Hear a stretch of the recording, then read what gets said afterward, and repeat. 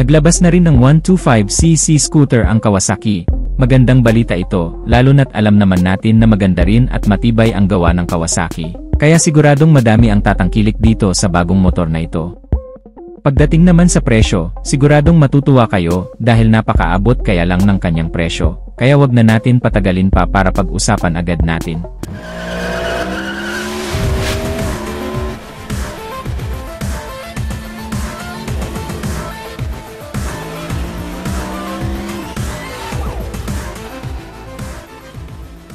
Ito ang Kawasaki Brasky 125, collaboration ito ng Malaysian company na Modernas, ibig sabihin sa Malaysia din manggagaling ang motorsiklo na ito.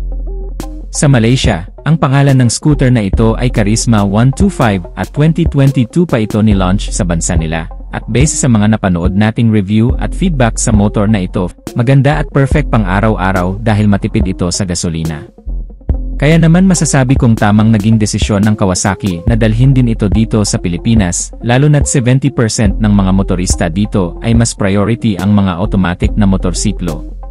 Pagdating sa makina nito, ito ay 124.8cc air-cooled 4-stroke single overhead cam. Single cylinder 2 valves at ito ay fuel-injected na din. Ang compression ratio nito ay 10:1 at ang kanyang maximum power ay 9.3 horsepower at 7,500 rpm.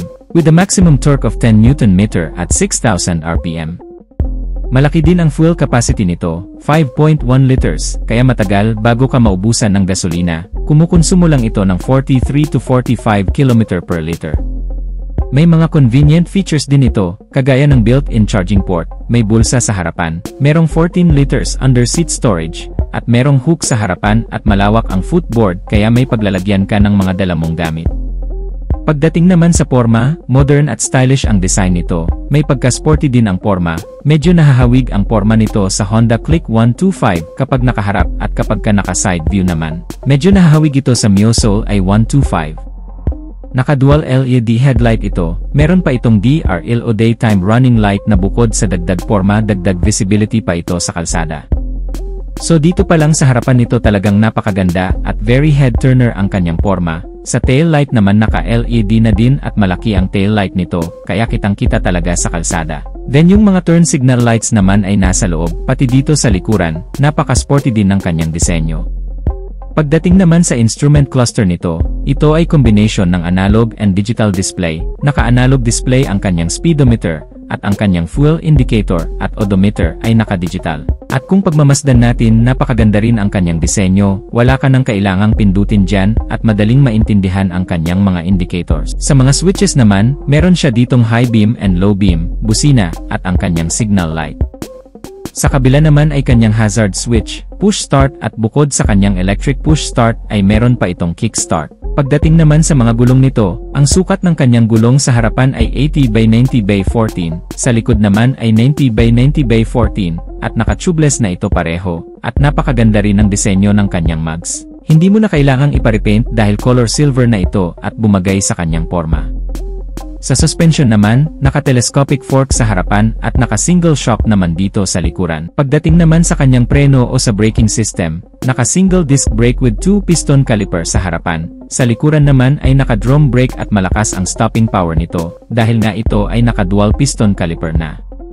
Maganda ang disenyo ng kanyang muffler. Meron itong heat guard kaya safe ang paa mo, dahil kahit madikit kayo dito hindi kayo mapapaso. Meron pa siyang end cap sa dulo. Color silver kaya bumagay din sa kanyang porma, dahil very average Filipino rider friendly ang motor na to, dahil napakababa lang ng kanyang seat height, 770mm lang ito. Kaya perfect na perfect talaga sa mga kahit mga 5 flat ang height kayang-kayang ay drive ang motor na to.